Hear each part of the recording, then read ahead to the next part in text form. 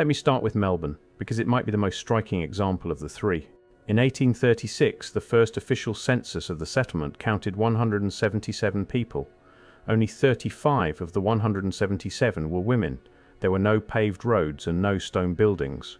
No infrastructure of any kind existed beyond a scattering of rough timber shelters.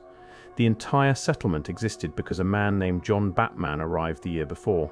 He pointed at a riverbank near the Yarra River and declared, quote, "This will be the place for a village." That is the founding story. A man on a boat points at a riverbank and says, "Village."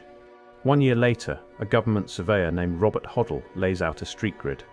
And from that grid, from that riverbank, from those 177 souls, something extraordinary begins to unfold. By 1851, the population had climbed to roughly 29,000. Then gold was discovered in Victoria. Within months, the population doubled to 40,000. In 1852 alone, somewhere between 75 and 90,000 immigrants stepped off ships at Melbourne's ports. Think about that number for a moment. In a single year, more people arrived than the entire existing population.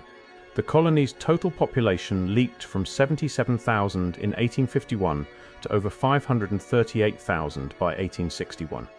That is a sevenfold increase in 10 years. By 1865, Melbourne had overtaken Sydney as the most populous city in Australia. Sydney had a 50-year head start. Melbourne erased that advantage in barely a decade.